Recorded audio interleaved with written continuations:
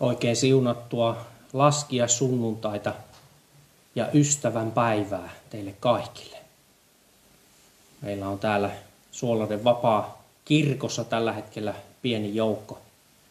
Johanna on täällä ja Sami on tuolla nauhoittamassa, mutta varmaan teitä siellä ruudun äärellä on ehkä isompikin joukko.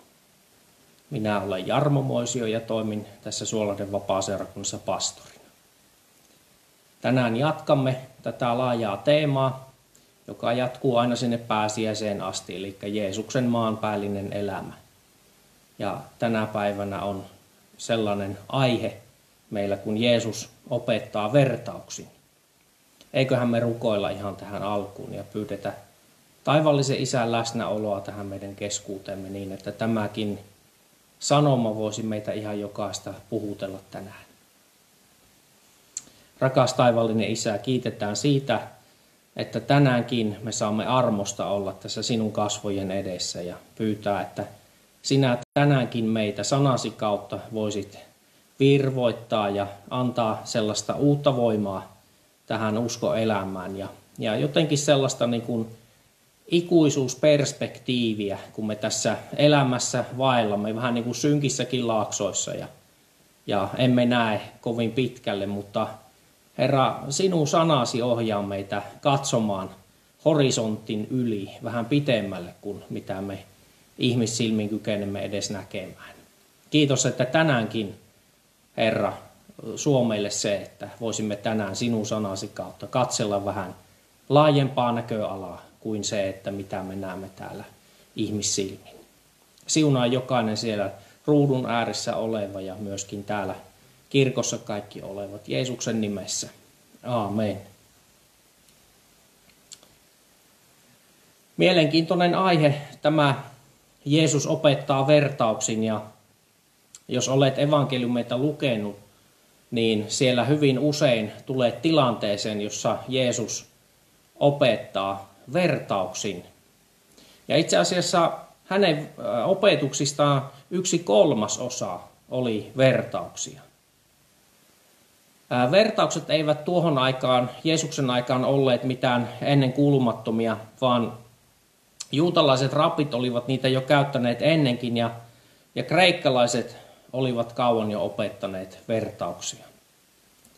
Mutta missään ei ole kuitenkaan jäänyt todisteita siitä, että joku olisi käyttänyt niitä niin rikkaalla tavalla ja tehokkaasti ja niin usein kuin Jeesus teki. Vertaukset ovat usein aika lyhyitä. Ne on usein koottu noin 2 tai 3 osaan. Niissä on usein yksityiskohtia, joilla ei ole välttämättä merkitystä. Niissä ei selitetä auki motiiveja ja vertausten ohessa tehtyihin kysymyksiin jää joskus vastaus saamatta. Mutta ne jäävät kuitenkin kuuntelijan mieleen herättelemään omaa tuntoa. Vaikka niiden esimerkit on otettu elävästä elämästä, ne eivät välttämättä ole tosi kertomuksia ja niissä usein pyritään liioittelemaan ja aiheuttamaan kuulijoissa provosointia ja herättelyä. Niissä esitetään kysymyksiä kuten kuka teistä ja mitä sinä ajattelet tästä. Ja vertaukset haastavat usein kuulijansa kääntämään polaarisuuksia, eli miinus saattaa muuttuakin plussaksi ja päinvastoin. Esimerkkinä on hyvä tämä laupias samarialainen, jossa juutalaisten vihaama sekakansalainen onkin lähimmäinen ja pappi on se, joka ei välitä. Vertaukset saavat kuulijassa arvostelukyvyn heräämään ja ottamaan kantaa. Ja samalla tuo kannanotto on suhteessa hengelliseen asiaan tässä oikeassa elämässä. Vertausten painotus on aina lopussa ja siellä halutaan viestittää, mikä on vertauksen pääsanoma. Vertauksissa keskitytään usein vain yhteen merkitykseen. Vertauksista ei kannata hakea useita merkityksiä. Jeesus halusi näillä omilla vertauksillaan osoittaa, millainen on Jumalan valtakunta. Ja usein Jeesus sanokin, ennen kuin aloittaa vertauksen, että Jumalan valtakunta on kuin. Jeesus halusi osoittaa vertauksin Jumalan valtakunnan piirteistä, sen valtakunnan todellisuudesta ja että se jo toimii täällä maan päällä.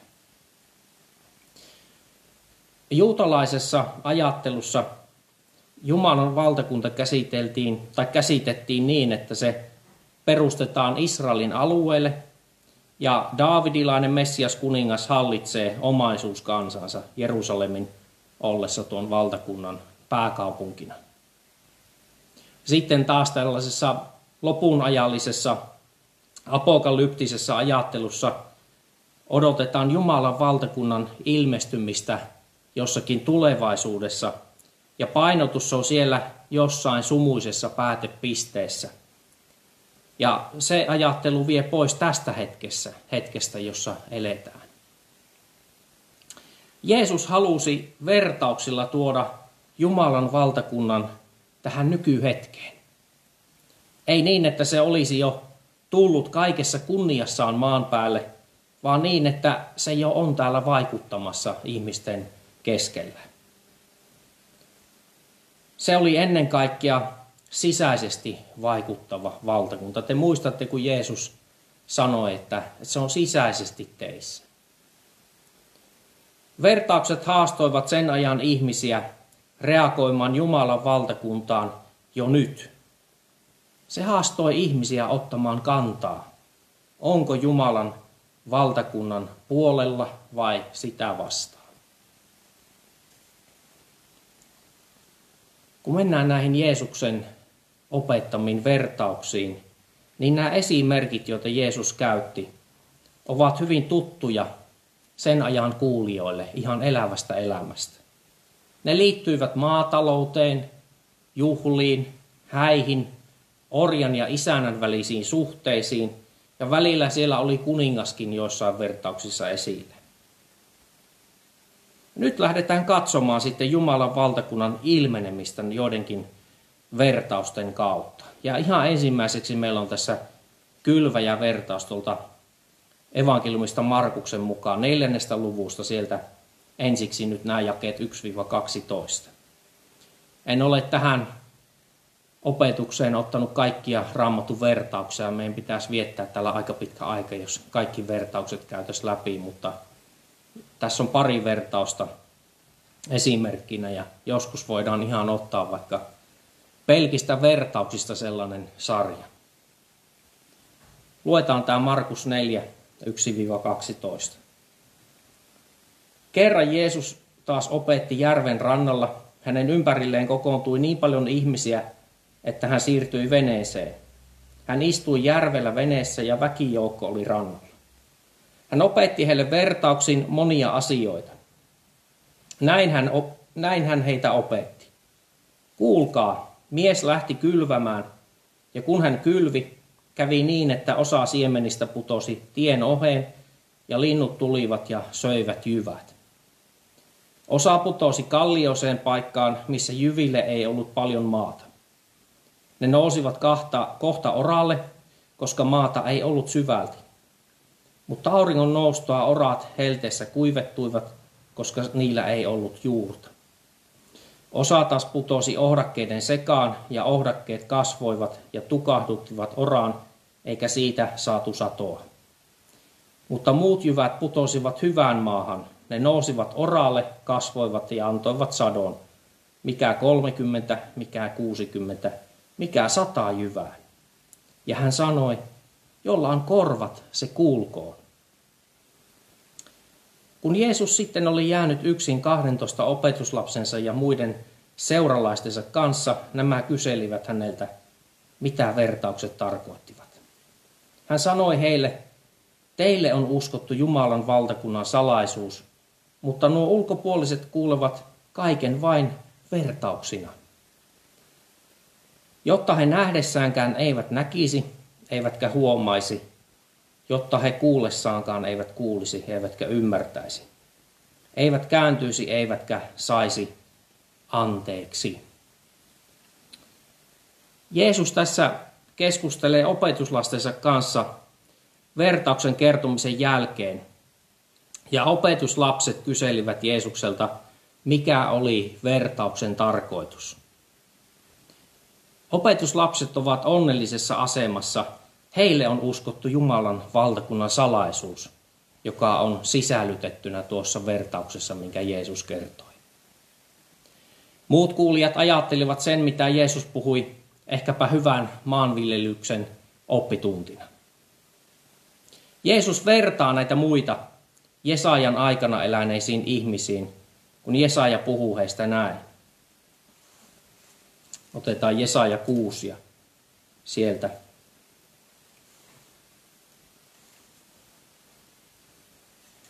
jakeet 9-10.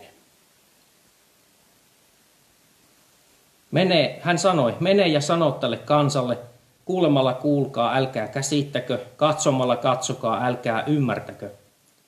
Paaduta tämän kansan sydän, sulje sen korvat, sokaise sen silmät, ettei se silmillään näkisi, ei korvillaan kuulisi, eikä sydämellään ymmärtäisi, ettei se kääntyisi ja tulisi terveeksi. Aika tällainen niin kuin ikävän oloinen sana tässä näille ihmisille, jotka eivät käsittäneet Jeesuksen vertauksia. Jeesus vetoaa opetuslapsiinsa ymmärtämään kertomansa vertauksen sanoman, sillä sen ytimessä on Jumalan valtakunnan periaate, joka esiintyy muissakin vertauksissa, mitä hän kertoo. Ja sitten Jeesus antaa selityksen tästä vertauksessa, jossa siemen eli jyvä on Jumalan sana. Mä luen tämän selityksen myös tästä Markuksen 4. luvusta ja sieltä 13-20. Sitten Jeesus sanoi, jos te ette käsitä tätä vertausta, niin onko teistä ymmärtämään muitakaan vertauksia? Kylvämies kylvää sanaan. Tien oheen kylvetty siemen tarkoittaa ihmisiä, jotka kuulevat sanan, mutta joilta saatana, heti kun se on heihin kylvetty, tulee ottamaan sen pois. Kylvö kallioiseen paikkaan taas kuvaa niitä, jotka sanan kuullessaan heti ottavat sen iloiten vastaan, mutta jotka kestävät vain hetken, koska heiltä puuttuvat juuret. Kun tulee ahdinko tai vaino sanan tähden, he luopuvat kohta. Sitten on siemen, joka kylvettiin ohdakkeiden sekaan. Se tarkoittaa niitä, jotka kuulevat sanaan, mutta joissa sana ei tuota satoa, koska tämän maailman huolet ja rikkauden petolliset houkutukset ja muut mielihalut saavat heissä sijaan ja tukahduttavat sanan. Mutta kylvö hyvään maahan kuvaa ihmistä, jotka kuulevat sanan ja ottavat sen vastaan. He tuottavat satoa 30, 60 tai 100 jyvää. Tässä oli Jeesuksen selitys tästä vertauksesta. Eli kylvämies kylvää sanan erilaisiin maaperiin. Kylvämies on se, joka jakaa Jumalan sanaa. Vastaanottajan maaperä, eli halukyky ja sydämen asenne vaikuttavat siihen, saako sana aikaan kasvua.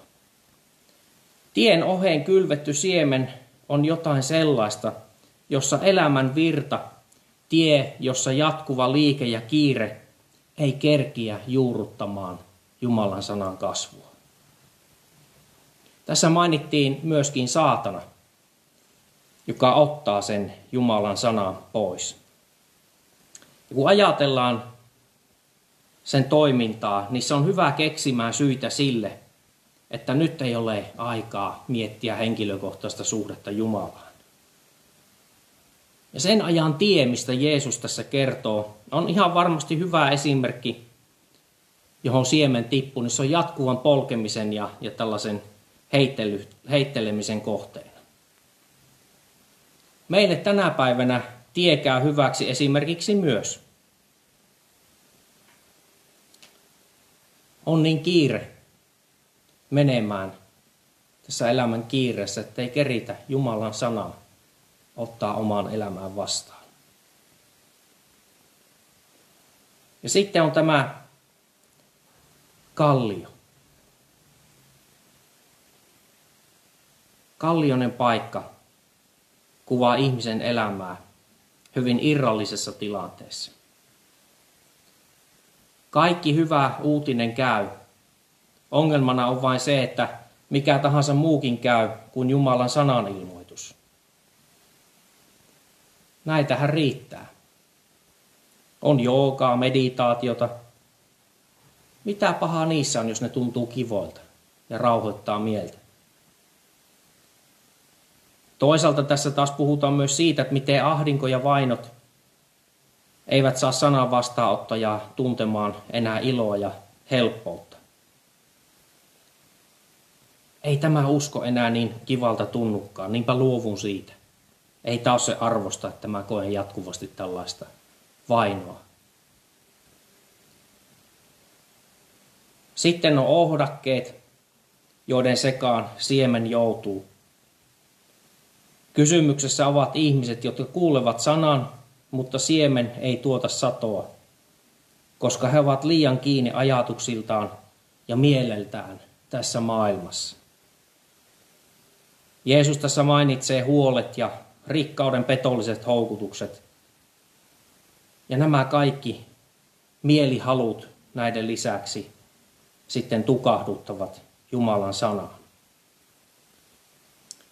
Aivan Jeesuksen aikalaisissa, niin kuin tämän päivän ihmisissä, nämä on sellaisia asioita, jotka myöskin toimivat ihan aikoina kuin aikoina. Ne saavat meitä pois Jumalan sanan alla elämisestä.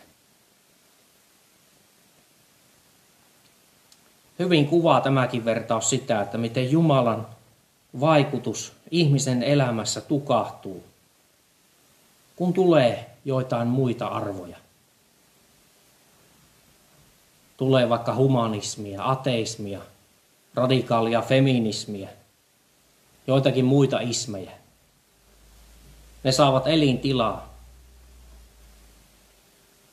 ja ne saavat ruokaa, missä ne kasvavat ja tukahduttavat sitten Jumalan sanan vaikutuksen.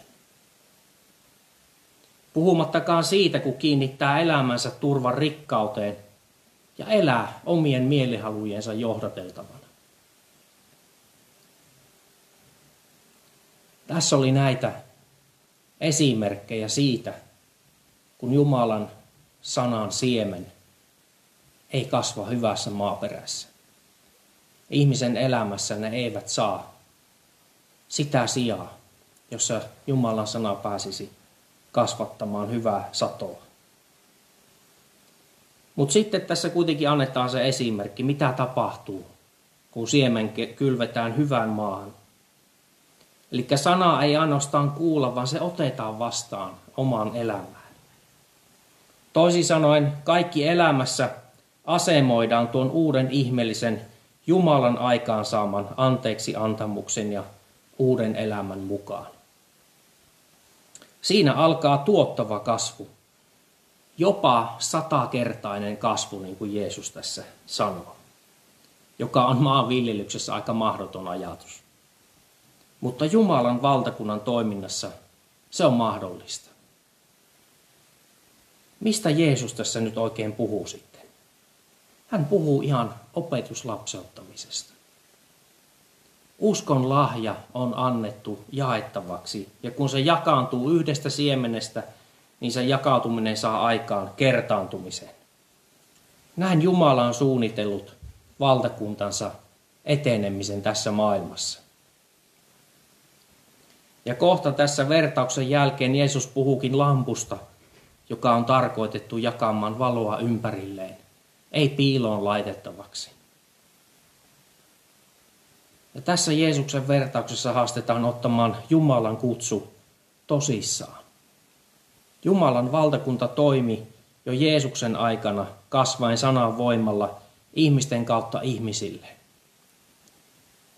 Ja kohta Jeesus puhui siitä, miten siemen kasvaa maassa ilman kylväjän tietoa ja siitä, mitä tapahtuu. Ei kylväjä näe sinne maan sisälle, miten se siemen siellä alkaa tuottamaan satoa. Kohta se on oralla ja kasvaa valmiina leikattavaksi. Ja Jumalan aikaansaama uusi elämä on ainoastaan hänen työtään.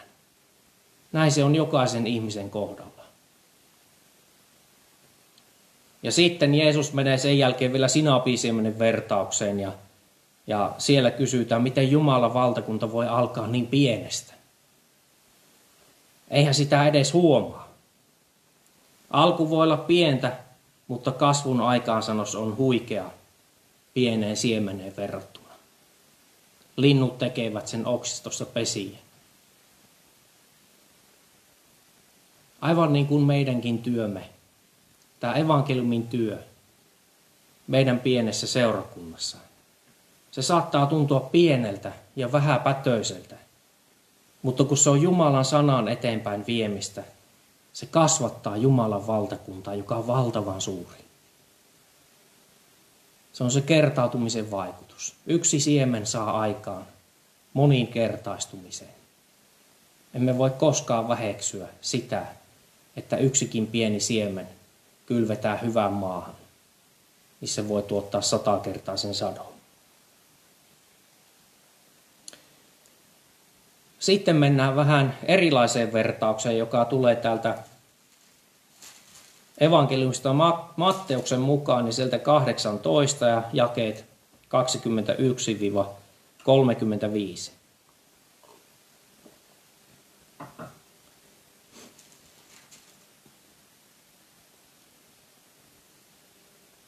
Silloin Pietari tuli Jeesuksen luo ja sanoi, Herra, jos veljeni yhä uudestaan tekee väärin minua kohtaan, niin kuinka monta kertaa minun on annettava hänelle anteeksi?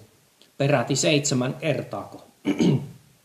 Ei 7, vaan 77 kertaa, vastasi Jeesus. Taivasten valtakunta on kuin kuningas, joka vaati palvelijoiltaan tilitykset. Kun hän alkoi tarkastaa niitä, hänen eteensä tuotiin palvelija, joka oli hänelle velkaa 10 000 talenttia. Miehellä ei ollut millä maksaa, ja niin kuningas määräsi, että hänen vaimonsa ja lapsensa ja koko hänen omaisuutensa oli myytävä ja velka maksettava. Silloin palvelija heittäytyi maahan hänen eteensä ja pyysi, ole kärsivällinen, minä maksan sinulle kyllä kaiken. Kuninkaan tuli sääli palvelijansa ja hän päästi miehen menemään ja antoi velan anteeksi. Mutta kun palvelija meni ulos, hän tapasi toisen palvelijan, joka oli hänelle velkaa 100 denaaria. Hän kävi miehen käsiksi, kuristi häntä kurkusta ja sanoi, maksa mitä olet velkaa. Mies heittäytyi maahan ja pyysi, ole kärsivällinen, kyllä minä maksan sinulle. Mutta toinen ei suostunut siihen. Hän meni ja toimitti työtoverinsa vankilaan, kunnes tämä maksaisi velkansa. Muut palvelijat näkivät, mitä tapahtui, ja panivat sen pahakseen. He menivät kuninkaan luo ja kertoivat hänelle kaiken. Silloin kuningas kutsutti palvelijan luokseen ja sanoi, sinä kelvoton, minä annoin sinulle anteeksi koko velan, kun sitä minulta pyysit. Eikö sinunkin olisi pitänyt armahtaa työtoveriasi, niin kuin minä armahdin sinua? Vihoissaan kuningas pani palvelijansa ankaraan vankeuteen, kunnes tämä maksaisi koko velan. Näin tekee minun taivaallinen isänikin teille, josta ette kaikesta sydämestä anna kukin veljellenne anteeksi. Tässä hiukan erilainen vertaus siihen kylväjävertaukseen verrattuna. Ja tässä juuri tuli tämä, että Jumalan valtakunta on kuin. Ja tätä vertausta edelsi tilanne, jossa Pietari tuli Jeesuksen luo harmissaan, kun joku oli kohdellut häntä väärin jo toistamiseen. Pietari tuntuu olevan semmoinen vähän helposti lämmöt nostava tyyppi. Ja käytännössä tuntuu, että hän pyytää Jeesukselta tässä lupaa antaa korville sille kaverille, joka tekee vääryyttä häntä kohtaan. Ja 7 kertaa tuntuu aika isolta määrältä niin kuin Pietarin mielestä. Onko sinun mielestä 7 kertaa iso määrä antaa jollekin anteeksi, joka toistamiseen rikkoo sinua vastaan? Minusta Jeesuksen vastaus Pietarille on aika tyrmäävä. Ei sinun tarvitse antaa 7 kertaa anteeksi, vaan 70 kertaa 7. Eli jatkuvasti. Ja Jeesus hänen täytyy avata tämän vertauksen kautta Pietarille, jolle ei muuten varmaan menisi perille. Ja Jeesus aloittaa tämän, että taivasten valtakunta on kuin kuningas. Ja meidän on ymmärrettävä nyt tässä, millainen kuningas hallitsi tuolla alueella siihen aikaan. Voimme asettautua vähän niin kuin Jeesuksen kuulijoiden aallon pituudelle tässä. Galilean aluetta hallitsi silloin Herodes Antipas, joka oli 4. ruhtinas. Hän oli Herodes suuren jälkeläinen. Hän oli häikäilemätön hallitsija. Hän muun muassa mestautti Johannes Kastajan. Ja hänen eteensä Jeesuskin joutui myöhemmin Pilatuksen lähettämänä. Tämä oli se kuva kuninkaasta, joka oli sen ajan galilealaisilla. Ja vertauksen kuningas haetutti eteensä palvelijat, joilla tässä tarkoitetaan veronkantajia. Yksi oli velkaa järkyttävän suuren summan. Se voisi sanoa näin, että se oli semmoinen 10 miljoonaa euroa. Tuohon aikaan ei kenelläkään olisi ollut tällaista summaa. Ja tässä onkin tarkoitus sitten vähän aiheuttaa kuulijassa tällaista shokkireaktiota sen aikaisessa kuulijassa. Eihän sellaista summaa pysty kukaan sen aikainen ihminen maksamaan. Jos nykyäänkään, jos ajatellaan, että sinulla tai minulla olisi 10 miljoonaa euroa velkaa, niin milloinka mä se saisi maksettua? Ja tämä vertauksen kuningas aikoo pistää veronkantajansa velkajärjestelyyn. Kaikki, mikä irti lähtee tämän miehen omaisuudesta, niin se otetaan. Vaimo ja lapsetkin laitetaan myyntiin kaiken muun kanssa. Ja nyt tämä veronkantaja polvistuu kuninkaan eteen ja anoo armoa. Hän tilittää seuraavasta veronkannosta kaiken ja siitä seuraavasta ja niin edelleen, kunnes tuo järkyttävä summa olisi maksettu. Vaikka käytännössä se oli täysin mahdotonta ja kuningaskin tämän tiesi. Ja seuraavaksi tapahtuu taas sen aikaiselle kuulijalle hyvin sokeraava väite. Kuninkaan käy sääli palvelijansa. Hän päästää miehen menemään ja antaa velan anteeksi. Olisi ollut ymmärrettävämpää, jos kuningas olisi ottanut edes osan, minkä pystyy saamaan velkajärjestelyn kautta tältä mieheltä takaisin, mutta ei koko velkaa anteeksi kerralla. Jeesuksen aikaiset kuulijat varmaan miettii, että olisiko Herodes ollut niin hyvä sydäminen, että olisi antanut velan anteeksi. No, tämä kuningasajattelu meille on ehkä vähän vierasta. Meillä nyt ei ole sellaisia hallitsija kuninkaita tässä maailmassa, niin kuin ennen oli, joilla olisi tällaisia veronkantajia. Mutta tietenkin meillä on lainanantajina pankkeja. Olisi vaikea kuvitella tässä ajassa, että jättiläismäinen velka, joka olisi meillä jollakin yksityisellä ihmisellä pankille, joka kasvaisi korkoakin niin rajusti, ettei sitä pystyisi edes lyhentämään, niin tämä velallinen, minä tai sinä, niin mentäisiin pankkiin anomaan armoa. Ja pankki antaisikin koko velan anteeksi ilman mitään velkajärjestelyjä. Tämähän olisi aivan valtava onnenpäivä, että ei sitä varmaan osaisi edes ottaa oikein vastaan. Mutta sitten tämä vertaus jatkuu tässä. Eli sen jälkeen, kun tämä mies oli saanut kaiken tämän valtavan velkansa anteeksi, niin hän tapaa sen jälkeen virkaveljen, joka on taas hänelle velkaa 100 denaaria. Se oli tavallisen työmiehen 100 päivän palkka. Eli ihan tuommoinen merkittävä summa, mutta kuitenkin ei mitään siihen verrattuna, minkä tämä sai anteeksi tämä kuninkaan palvelija veronkantaja. Ja tämä anteeksi saanut palvelija ei ollut itse ollenkaan anteeksi antavalla mielellä, vaan kävi velallisen kurkkuun ja kuristi häntä. Mä uskon, että Jeesus aivan erityisesti halusi Pietarille tämän vertauksen kertoa, koska hän tiesi Pietarin impulsiivisuuden. Jos me ajatellaan Pietaria niissä eri tilanteissa, miten hän sivalsi siellä puutarhassakin ylipapin palvelijalta korvan pois. Hän oli sellainen tilanteisiin hyvin äkkiä menevä mies ja kimpaantui aika nopeasti. Jeesus halusi Pietarille teroittaa tämän vertauksen kautta, että ei näin Pietari. Tällainen ei ole ratkaisu väärintekijää kohtaan. Velallinen anoi armoa saada maksaa takaisin lainansa, joka oli veronkantajalle täysin inhimillinen maksaa. Tämä ei käynyt sille ensimmäiselle veronkantajalle, jolla oli anteeksi antamaton sydän. Ja muut palvelijat näkivät tämän tilanteen ja he panivat pahakseen. Mikään tilanne ei tapahdu salassa. Anteeksi antamattomuus, erityisesti Jumalalta, ei ole salassa. Nämä muut veronkantajat veivät anteeksi antamattoman virkavelisen asian kuninkaan tietoon. Ja tietenkin kuningas otti puhuttelun tämän miehen ja kysyi, miksi et antanut anteeksi työtoverillesi niin kuin minäkin annoin sinulle? Mitä siellä rukouksessa sanotaan?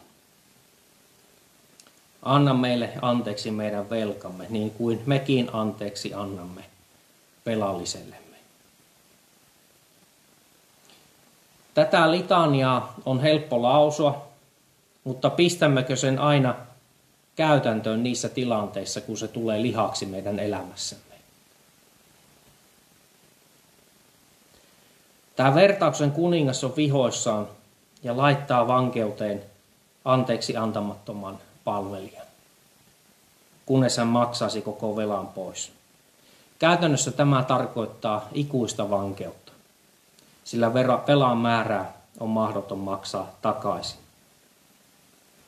Tämä palvelija ei olisi kyennyt edes maksamaan korkoja siitä velasta. Nyt tämän kertomuksen on tarkoitus valaista sitä asiaa sen ajan ihmisille sekä meidän tämän päivän ihmisille ja kautta aikojen ihmisille siitä, minkälaisesta velkavankeudesta Jumala on meidät vapauttanut. Jumala on maksanut Kristuksessa meidän käsittämättömän suuren syntivelan pois. Ei Pietarilla eikä meillä olisi ollut mitään mahdollisuutta maksaa meidän syntivelkojamme pois Jumalalle. Kristus teki sen puolestamme. Ja näin meidänkin tulee antaa anteeksi. Anteeksi antamattomuudella ei ole asiaa Jumalan luo. Se on ero Jumalasta ikuisiksi ajoiksi. Sillä Jeesus sanoi tässä vertauksessa, miten tämä kuningas toimi, niin hän vertaa sitä oman isänsä, taivaalliseen isään. Näin tekee minun taivaallinen isänikin teille, jos ette kaikesta sydämestä anna kukin veljillenne anteeksi. Ehkäpä Pietari ymmärsi vertauksen jälkeen, että anteeksiannossa ei lasketa kertoja. Ei 7 kertaa, vaan 70 kertaa 7. Elikkä loputtomasti. Näin kun on ystävän päivä tänäänkin, niin on hyvä hieman tämänkin vertauksen kautta miettiä sitä, että onkohan minulla hyvä suhde kaikkiin minun ystäviini, onko jotain jäänyt ehkä hampaan kolon jostakin asiasta. Nyt on hyvä tehdä sovintoa. Ei ainoastaan ystävänpäivänä, mutta aina. Mutta näin kun eletään tässä niin ystävänpäivässä, niin mietitään näitä asioita. Taivaallinen Isä on antanut meille kaiken anteeksi. Annetaan mekin toisillemme anteeksi. Aamen. Nyt tässä rukoillaan ja sen jälkeen vähän kerron tulevista tapahtumista. Rakas taivaallinen Isä, kiitos, että sinä olet tänäänkin sanasi kautta varmasti tehnyt meidän sydämissämme jotain sellaista, joka vaikuttaa anteeksi antamusta. Ja sitä, Herra, että me haluamme elää sinun valtakuntasi periaatteiden mukaan. Vaikka tässä maailmassa näyttäisi miltä tahansa ja kuinka tahansa väkivalta saa lisää alaa ja sydämettömyys, kaikki semmoinen anteeksi antamattomuus valtaa lisää alaa, niin me toimimme, Herra, sinun valtakuntasi periaatteiden mukaan. Me emme kosta pahaa pahalla, vaan Herra, me haluamme olla anteeksi antavia. Herra, sinun rakkauden lähettiläitä, kertomassa tälle maailmalle, että sinä olet sovittanut kaikkien synnit. Herra, suo meille se armo niin, että me tässä ajassa jokainen sinun omasi, niin me voitaisiin kirkastaa, Jeesus, sinun rakkautta ja anteeksi antamusta jokaisen ihmisen kohdalla, ketä tapaamme. Siunaa, Jeesus, jokainen kuulija siellä ruutujensa äärellä, Herra, mä tahdon oikein siunata jokaista heitä ja rukoilla sitä, että sinun kirkkaus, Herra, voisi jokaisen elämään tulla todella läsnä olevaksi. Ja sinä, Herra, johdatat jokaisen elämää lähemmäksi sinun valtakuntasi periaatteita. Ja Herra, me saadaan olla jo sinun valtakuntasi lähettiläitä ja toimia sinun valtakuntasi arvojen mukaan tässä ajassa. Ja me odotamme sitä hetkeä, kun se kerran murtautuu tähän maailmaan, Jeesus, sinun tullessa kuninkuudessasi, kaikessa voimassasi. Jää siunaamaan ihan jokaista Jeesuksen nimessä. Aamen. Tulevista tilanteista sen verran meillä jatkuu seurakunnan toiminta sillä tavalla, että nyt tulevalla viikolla tiistaina on ruoanjakoa, eli vähävaraisille jaamme tältä seurakunnasta valmiina ruokakasseina. Ne täytyy varata etukäteen ja ne jaetaan tuosta ovelta 10.30–11.30 välisenä aikana. Ja sitten keskiviikkona on täällä lasten lauluharjoitukset kello 17. Ja torstaina on rukousilta kello 18 täällä kirkossa. Ja tässä rukousillassa on sitten 10 hengen kokoontumisrajoitus näiden säädösten mukaan. Ja sitten 21. päivä, eli ensi sunnuntaina, jatkuu tämä Jeesuksen maanpäällinen elämä -teema. Ja silloin on aiheena Jeesus haastaa uskonnollisia ja poliittisia valtarakenteita. Ja Tommi Karjalainen, tohtorismies tuolta teologiselta opistolta, opettaa tästä aiheesta. Ja näillä mennään eteenpäin ja toivotan sinulle oikein siunattua viikon alkua ja nähdään taas.